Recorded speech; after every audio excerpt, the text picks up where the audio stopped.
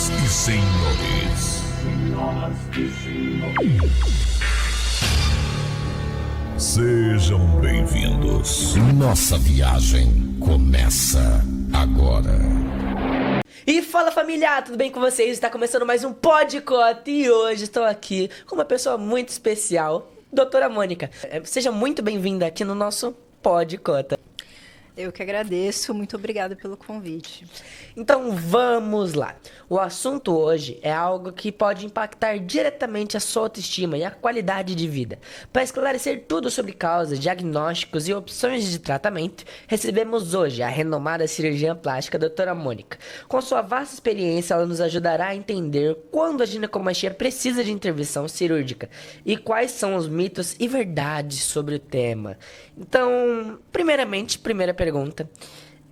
O que é exatamente a ginecomastia? E quais são as suas principais causas? Perfeito, Gil. A ginecomastia nada mais é do que o desenvolvimento da glândula mamária no homem. O homem, assim como a mulher, também tem uma glândula, mas na mulher ela desenvolve por conta do estímulo de estrogênio, que no homem não deve acontecer. Esse desenvolvimento ele acontece quando a gente tem um desequilíbrio entre a quantidade de testosterona, que é o hormônio masculino, e estrogênio, que é o hormônio feminino. Quando o estrogênio está acima do que deveria estar, seja por conta de questões genéticas, distúrbios hormonais, ou ainda por uso de algumas medicações ou drogas que interferem nessa produção de estrogênio, aí pode acontecer o desenvolvimento da glândula mamária no homem. É muito comum em 3 situações, principalmente as hormonais. No bebezinho, assim que ele nasce, no recém-nascido, porque ele ainda tem estrogênio circulante da mãe. Na fase da adolescência, que é onde mais acontece, porque ainda tem alguns desequilíbrios ali entre a produção de estrógeno e testosterona naquele menino adolescente, ou ainda na fase mais idosa, porque começa a ter uma diminuição da produção de testosterona e aí pode acontecer desequilíbrio na balança também. Que doido falar sobre um assunto, esse assunto, né? Porque, tipo assim, a gente sempre imagina que o homem, o mamilo do homem é estranho, né? Porque tá ali, é só pra decoração, porque não serve pra nada, né? Aí, do nada, começa a crescer. E aí, sinceramente, eu brinquei muito, me rendeu muitas histórias de piadas pra mim, mas sempre levei tudo na brincadeira, né? Porque se a gente não levar tudo na brincadeira, a gente vai ficar louco. E como diferenciar a ginecomastia de acúmulo de gordura na região peitoral?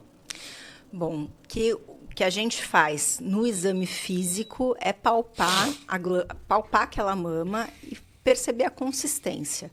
A gordura ela tem uma consistência um pouquinho mais amolecida, enquanto a glândula ela é mais fibrosa, um pouco mais firme. Fora isso, tem a questão também da avaliação em conjunto, né? É um homem que está um pouquinho acima do peso, não é? Por exemplo, no seu caso, você não tem um pingo de gordura nesse corpo. O que tinha era simplesmente glândula mamária. Pode até ter associação da ginecomastia com a lipomastia, que é o aumento do volume de gordura ali naquela região. Mas, no seu caso, era exclusivamente de glândula mesmo, era uma ginecomastia verdadeira. Eu tinha visto o Dr. TikTok. Vamos lá, vamos reformular a minha pergunta. O Dr. TikTok me disse que em casos antes da ginecomastia, posso me dizer pedrificar? Não sei. Em resumo, antes da glândula ela realmente ficar igual uma pedrinha durinha, ela meio que, se você tomar remédios, você pode reverter. Ou só tem que tirar com a ginecomastia com a cirurgia? Como que funciona? Na verdade, o que acontece é o seguinte, é muito normal, é até esperado que na puberdade, na transição da fase da infância para o adulto, exista esse desequilíbrio e comece a desenvolver a glândula mamária no homem.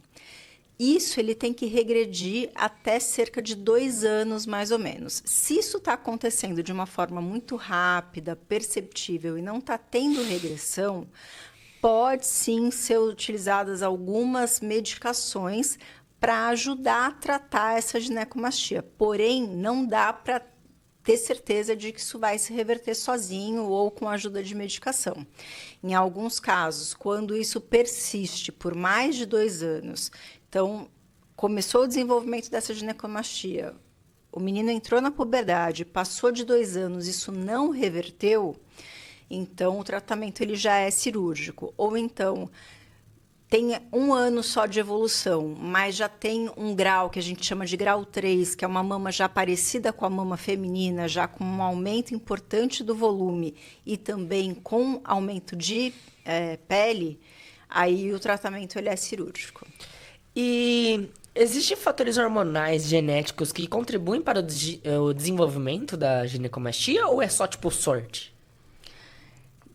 Você pergunta em relação a se a genética vai interferir, é Sim. isso? A genética ela vai interferir no sentido que se algum familiar seu apresentou isso, a chance de você apresentar, ela é grande também, mas não significa que você só vai ter se algum familiar seu teve. Entendi. Porque o que acontece? Existem algumas enzimas que elas são produzidas pela gordura, principalmente. Então, se o paciente está mais gordinho, ele vai ter uma conversão maior da testosterona em estrogênio. Algumas medicações, como corticoides, como anabolizantes, algumas drogas como a maconha, isso tudo também aumenta a conversão de testosterona em estrogênio. Então, isso também é uma das causas do desenvolvimento da ginecomastia.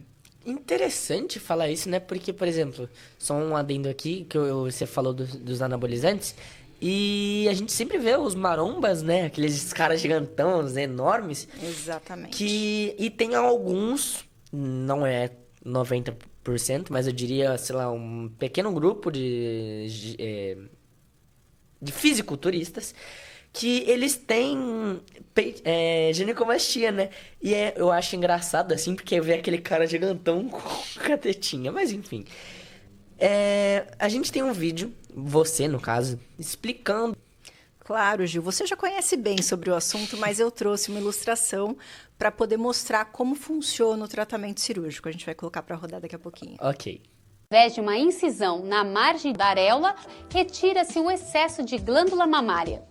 A cicatriz fica disfarçada na transição da areola com a pele do tórax. Em casos em que há grande excesso de pele, as cicatrizes são maiores. Quando existe somente o excesso de gordura, é realizada apenas a lipoaspiração, resultando em cicatrizes mínimas. A colocação de dreno pode ser necessária, auxiliando na remoção dos líquidos acumulados, que é retirado nos dias seguintes à cirurgia. No meu caso, na minha cirurgia, a gente teve que, infelizmente, voltar pra sala de operação. Por que aconteceu isso? Qual foi o motivo? Perfeito, Gil. O que aconteceu no seu caso é que, na sua cirurgia, a gente optou por não deixar um dreno, porque a cirurgia correu muito tranquila, muito bem, não tinha nenhum sangramento, nenhuma secreção. Uma cirurgia rápida, que a gente optou pela não utilização do dreno. Porém, quando você foi para casa, você teve uma crise, e aí você acabou teve uma crise de asma, não foi isso? Sim. E aí, com isso, teve algum esforço físico durante essa necessidade de respirar, e aí deve ter tido algum sangramento que, quando você retornou no consultório no segundo dia, ainda bem que a gente faz um retorno bastante precoce, eu percebi que estava com um acúmulo de sangue ali, que é um hematoma. E aí, nesses casos, é imperativo a gente voltar para a mesa de cirurgia para poder esvaziar todo aquele sangue, limpar e aí fazer a colocação do dreno. Vou ser sincero pra vocês, vou contar a minha experiência, porque eu tive ginecomastia, a doutora me operou, então vamos lá. Foi muito desesperador em 2 momentos. No momento que eu cheguei lá pra falar com ela, a doutora, ela é uma pessoa séria, obviamente, porque ela tem que ser séria, mas assim, a gente conversa muito, né? É porque eu sou muito falador, e aí, enfim. E a gente começou a conversar. E eu vi que a doutora não tava normal. Quando eu tava deitado já na maca, eu vi que ela não tava normal quando ela viu meu peito. E eu fiquei meio preocupado ali.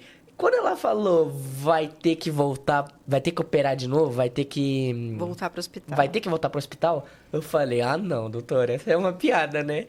Eu comecei a ficar muito desesperado, sinceramente.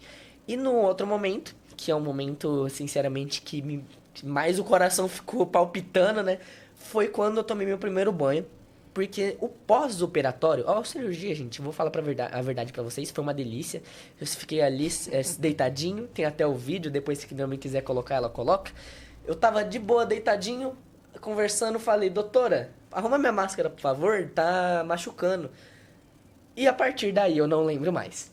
E nesse momento eu acordei numa sala toda branca, já no caso as 2 salas que eu tava eram brancas, mas enfim, já trocado e... Gente, é uma loucura, de verdade. É algo muito doido, é uma sensação assim... Se você nunca tomou anestesia geral, não vou falar pra você tomar anestesia geral, porque não é assim que funciona. Mas um dia você vai tomar, eu acho. Cara, é uma sensação muito louca e única. Você acha que é uma coisa, porque você fala... Pô, eu vou tentar ficar acordado. Você acha que você vai estar assim? Você vai... Sabe, você vai sentir... Não, mas você não sente. Vou ser sincero, você tá aqui conversando, apaga. Já era. E aí você só acorda. É questão de... Pra você, é questão de segundos. Você não sonha, você não faz nada. Você só faz assim, ó. E acorda. E cada um tem uma reação diferente. Eu tomei 2 anestesias gerais. Na primeira vez, eu acordei de uma forma, eu não lembro como foi. Na segunda eu lembro porque minha mãe filmou. E eu fiquei sabendo... Não lembra, né? Realmente. E na segunda, perdão, a doutora falou, na primeira, não lembro, falou que eu tava deitado assim, já dormindo. Não dormindo, mas a doutora falou que eu levantei e falei, bom dia! Foi. Como que foi? Conta pra gente. Você tava ainda sonolento, e aí quando você começou a despertar, eu falei, tudo bem, Gil? Você abriu o olho, arregalou o olho, bom dia! E voltou a dormir de novo. E... É engraçado falar isso, né? Porque eu não lembro de nada, gente, sinceramente. Existe alguma forma de prevenção ou hábitos, tanto medicamentos ou hábitos naturais, que ajudariam a evitar o desenvolvimento da ginecomastia? Bom, isso é muito importante, principalmente para a ginecomastia que tem relação com a questão da gordura e também com as medicamentosas. Então, o que acontece? Em relação às medicamentosas, a gente tem que evitar o uso abusivo, principalmente, de drogas como medicamentos, né, como corticoides e anabolizantes, principalmente. Existem outras medicações que também podem levar à ginecomastia, que são de uso não opcional, digamos assim, mas, de qualquer forma, nesse período em que apresenta o desenvolvimento da glândula, o tratamento é a retirada dessa medicação. E em relação ao excesso de peso, sim, seria recomendado dietas de emagrecimento, prática de atividades físicas. Tudo isso vai ajudar a não desenvolver ou a regredir uma ginecomastia. E é muito importante, gente, porque às vezes não é algo só estético. Eu vou falar minha experiência, não posso falar de outra coisa, né? Eu, às vezes, sei lá, ia abraçar alguém ou ia fazer qualquer coisa e batia no meu peito, doía, porque, tipo, ficava sensível, querendo ou não. Eu corria, eu pulava, doía, porque meu corpo ia pra cima, o meu peito ia pra baixo, gravidade. E a gente realmente estava grande. E, sei lá, doía, ficava dolorido. E no começo eu não tinha entendido, porque, tipo, imagina, pô, eu lembro, eu tenho fotos, então eu tenho meio que uma linha de desenvolvimento em relação a crescer, né? E eu lembro que, na minha dúvida era... 6 meses foi uma mudança drástica. Tipo, no começo foi bem devagarinho e do nada cresceu muito, assim. Foi do nível que eu falei, não vou tirar a camisa. Foi quando eu peguei essa conclusão, enfim. E, sinceramente, eu acho muito importante o seu trabalho, não só porque... Tirando o que todo mundo fala, eu acho muito importante, porque, querendo ou não, você mexe com a cabeça da pessoa, né? Autoestima. Porque, querendo ou não, pô, eu não tirava... Fazia tempo que eu não ia pra piscina, porque tirar a camisa era difícil. E, às vezes, mexe muito com a pessoa isso, né? Às vezes não, 90% das vezes. Sim, principalmente naquele menino que está desenvolvendo caráter, né? Desenvolvendo personalidade. Então, você é uma pessoa que já tinha outros atributos e que, por isso, levou isso de forma tranquila mesmo, tentando se preservar. Agora, outras crianças podem ter alguns distúrbios de socialização muito importantes por conta disso, até serem vítimas de bullying. Então, por isso que é muito importante mesmo a gente olhar para esse tipo de situação e saber que tem tratamento, né, Gil? Pô, mas ser sincero aqui, eu sinceramente já veio pessoas que eu tirei a camisa, veio me zoar, tipo, na intenção não de brincar, sabe? Na intenção de me magoar. Mas, cara, eu sou tão de boa, assim, que pra mim eu faço piada com tudo. Eu acho que se eu não fizesse piada com tudo, eu estaria louco. Todo mundo, né, hoje em dia, porque, meu Deus do céu, o mundo que a gente tá, sem palavras. Então, pô, até tem uma música que meu irmão viu, eu comecei a zoar, ele começou a me zoar, aí a gente ficou uma brincadeira entre nós, né? Que é. Que é cheeseburger, que é x-bacon, vai gordinho, balança os peitos. Porém, eu não sou gordinho, nunca fui. Não, já fui. Mas, enfim, não é por isso que eu tenho a ginecomastia. E é engraçado, né? Porque eu, graças a Deus, levei bem. Mas é um assunto sério que tem pessoas que não conseguem levar assim, então de boa, né? E qual que é a idade recomendada, assim, mais ou menos? Qual a idade, sei lá, eu diria mínima pra fazer a cirurgia? Na verdade, não é exatamente a idade. O que acontece? Normalmente, a puberdade do menino ele pode acontecer ali em torno dos 10 até os 14 anos.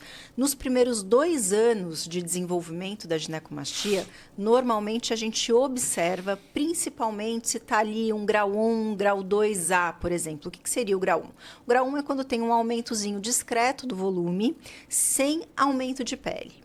O grau 2A, você já tem um volume um pouquinho maior, ainda sem um excesso de pele tão importante.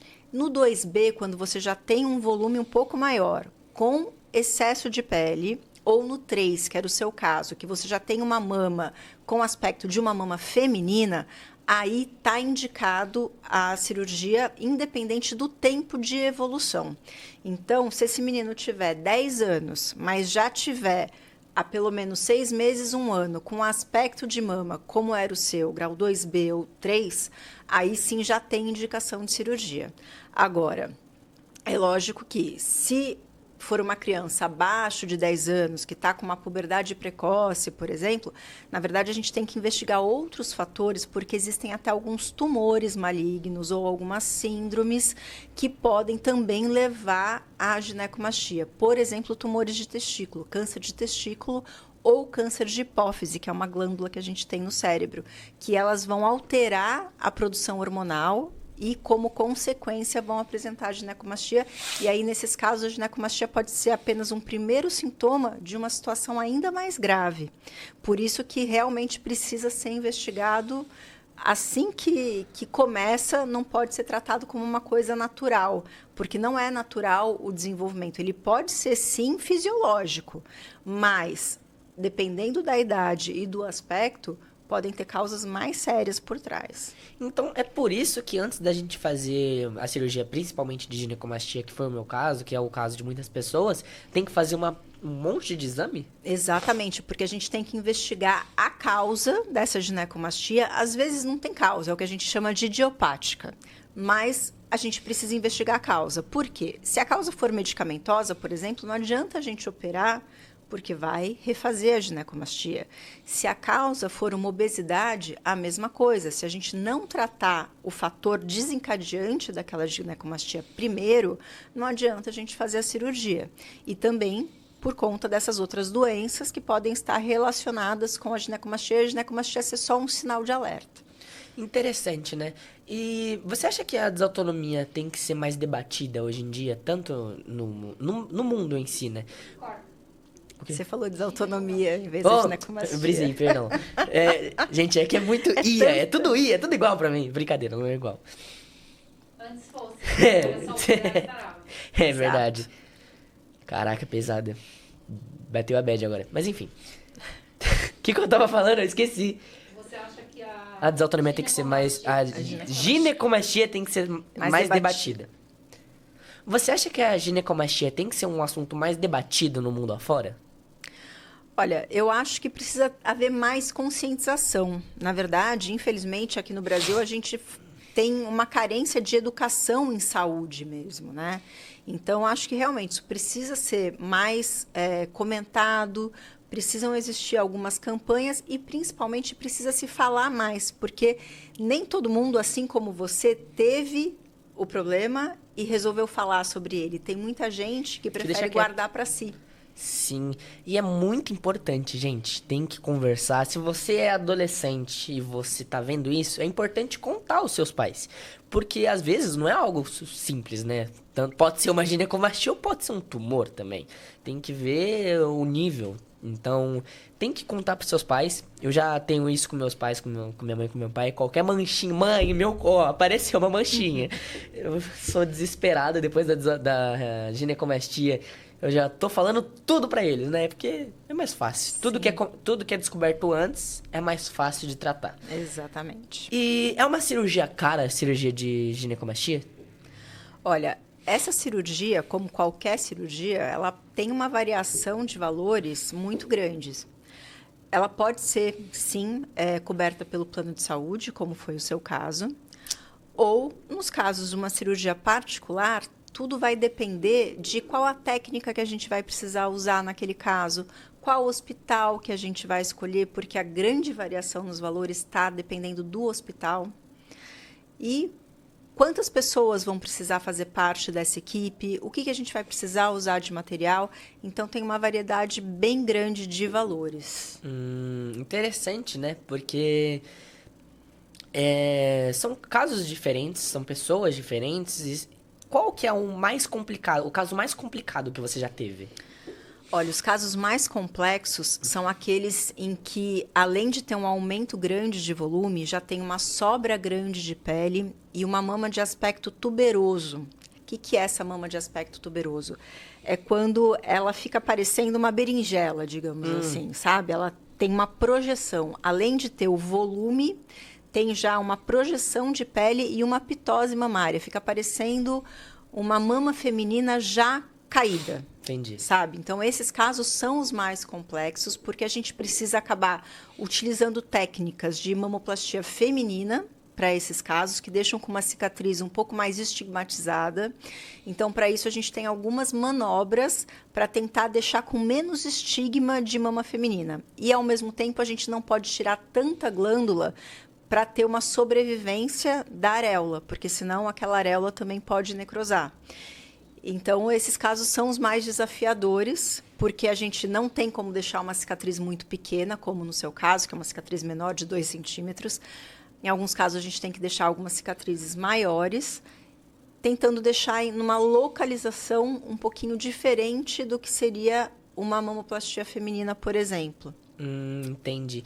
Porque querendo ou não, uma cirurgia, na minha opinião, a pior parte da cirurgia não é a hora da cirurgia, porque na hora da cirurgia você vai estar dormindo, o pós vai ser tranquilo, provavelmente, a maioria, né? E o ruim mesmo é o que você vai ver anos depois, dependendo, né? Porque às vezes, sei lá, você vai ter o peitinho bonitinho, porém você vai ter uma cicatriz. Você recomenda, em cima da cirurgia, pode-se fazer tatuagem? Tipo, sei lá, se quiser tampar depois? Olha, isso é muito comum, pessoas quererem disfarçar algumas cicatrizes com tatuagem. Eu não recomendo porque, na minha experiência, o que eu vejo? Quando a gente tenta esconder alguma coisa com uma tatuagem, na verdade, a gente acaba chamando mais atenção para aquela região, principalmente quando é numa localização não muito habitual de você ter uma tatuagem. Então, a pessoa vai olhar uma tatuagem numa localização... Por que tem uma tatuagem ali? Exatamente. Por que essa tatuagem está aí? Está querendo esconder alguma coisa. Então, em alguns casos, a gente pode, de repente, fazer uma micropigmentação daquela cicatriz para tentar chegar numa tonalidade mais próxima à tonalidade da pele, que hoje em dia existem alguns procedimentos desse tipo. Que doideira. Mas tatuagem vai depender muito de caso a caso, se é o perfil da pessoa, se naquela localização combina ou não combina ter uma tatuagem, entende? Porque senão uma pessoa que não tem perfil nenhum para ter uma tatuagem, de repente tem uma tatuagem ali no meio do tórax, aquilo talvez chame mais atenção. Faz sentido, né? Porque, querendo ou não, imagina, você, sei lá, faz uma cicatriz na sola do... se bem que na sola do pé vai estar escondida de qualquer forma, né? Mas, sei lá, em algum lugar, no pescoço, né? Que não é tão comum ver tatuagens no pescoço. Aí você vai querer olhar e falar, que é isso? Vamos ver, né? Aí você vai lá e tem uma cicatriz e acaba sendo o que você queria esconder. Acaba mostrando, faz sentido. Não tinha parado pra pensar desse modo. E qual conselho você dá pra homens que têm vergonha, sabe que tem ginecomastia, já tem noção e tem vergonha de tratar, de compartilhar e ir pro médico e fazer a cirurgia? Olha, eu acho que ter vergonha não vai resolver o problema. Vai continuar com vergonha para o resto da vida. Então, assim, ou a pessoa está muito bem resolvida com aquela situação e tem medo da cirurgia e ok, está tudo certo, ou se aquilo está incomodando, deve realmente procurar atendimento, até porque, aquilo que a gente conversou, de repente a ginecomastia ela não é simples, puramente uma ginecomastia. Ela pode estar sinalizando algum outro problema que precisa ser tratado. Então, o ideal é sempre procurar atendimento, seja na infância, na adolescência, na idade adulta ou já na idade mais avançada. E uma dúvida, é possível um adulto já desenvolvido, digo, nem adolescente, nem idoso, ter ginecomastia? Tipo, crescer a ginecomastia? Crescer a ginecomastia? Sim, é possível, principalmente se associada a algumas medicações ou ao ganho de peso. Ah, interessante, né? Porque não é só quando você é adulto, quando você é adolescente, que tem a queda hormonal. Ou quando você é idoso, que tem a queda hormonal. Interessante falar sobre isso, né? Você aprende um monte de coisa. E há riscos da ginecomastia voltar após a cirurgia? Em alguns casos, sim, principalmente quando a gente tem abuso de algumas medicações ou então um ganho de peso. Se o paciente já tinha uma lipoginecomastia, né, com uma associação do aumento da glândula com o aumento de gordura, o que acontece? A partir do momento que ele engordar de novo, ele vai ter, além do aumento do volume de gordura naquele local, ele vai ter o aumento da conversão da testosterona em estrógeno, fazendo com que aquilo que sobrou de glândula, porque a gente não pode tirar tudo, né? A gente tem que lembrar que a gente tem, o homem ele tem glândula mamária normalmente, então um pouquinho a gente tem que deixar aquele brotinho mamário. Aquele broto mamário que sobra da cirurgia, ele pode sim sofrer o estímulo do estrogênio e acabar aumentando de novo também, se tiver qualquer uma dessas situações. Que interessante, eu não sabia dessa informação. Eu não sabia que um homem mesmo que sem a ginecomastia tem glândula mamária. Nossa, que da hora, né? Não é só enfeite, olha só. Não é só enfeite, tá? Tem motivo que tá ali, né? Que interessante fazer isso. E agora falando só uma pergunta sobre você, sobre a Mônica, sem a parte da doutora. Ok. Como que você descobriu que você falou, quero fazer medicina? Como que foi?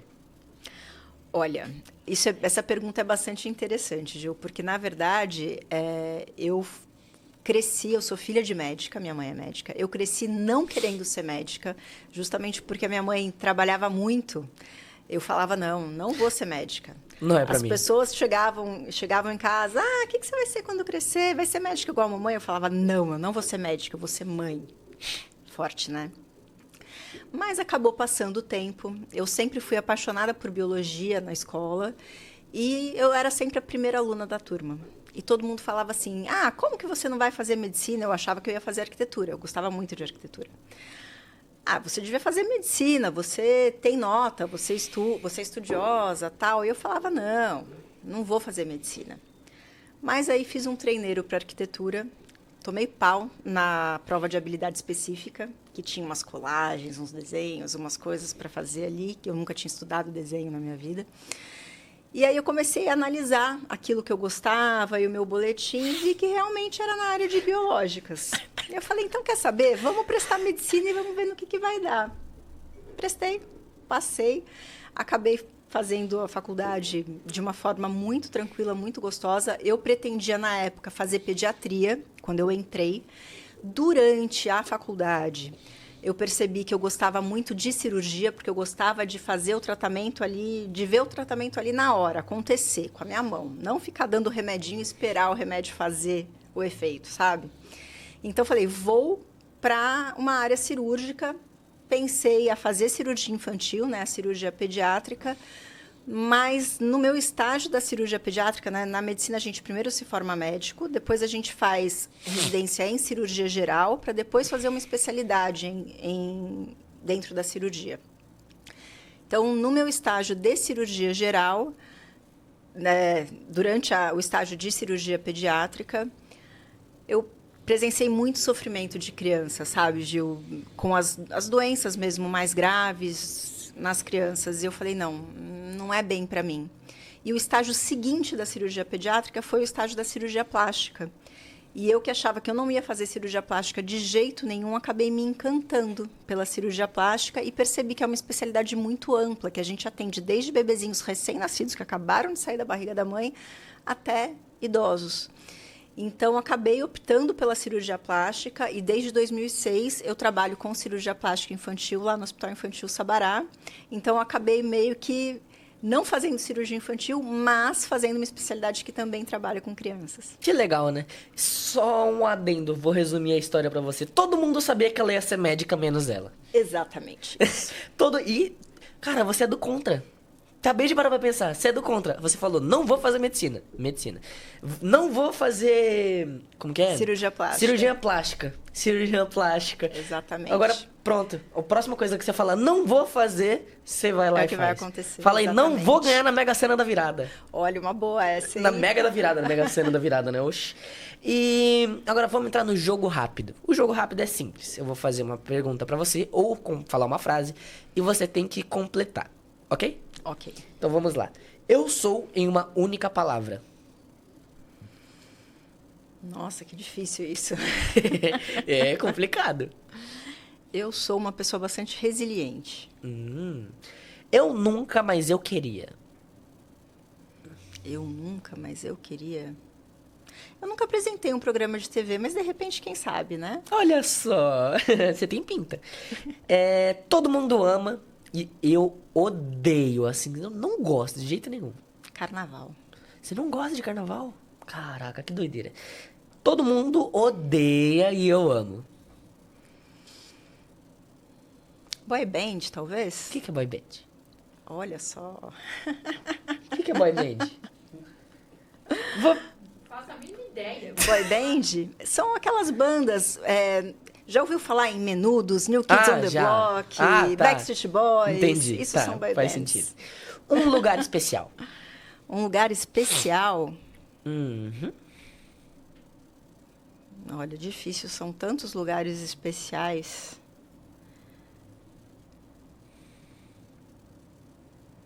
Difícil dizer um só, Quer pular? né? É que fica muito... É muito clichê falar assim, tipo, minha casa, né? Mas eu vou te falar que eu gosto bastante de estar em casa.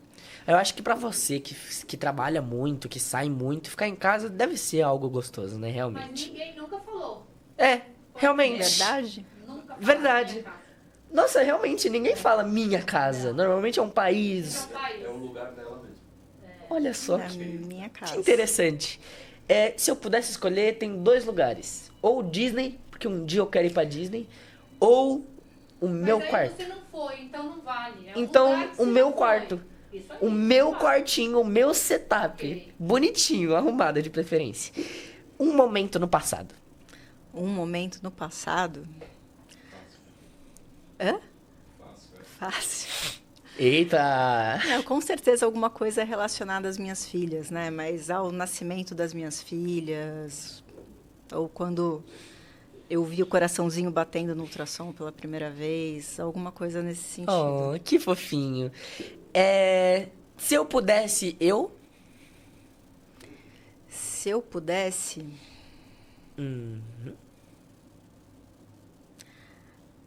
Acho que assim, se eu pudesse... Ideal é que eu não sei para onde ir, né? Vai para tantos lugares. Ó, se eu pudesse, eu iria pra onde?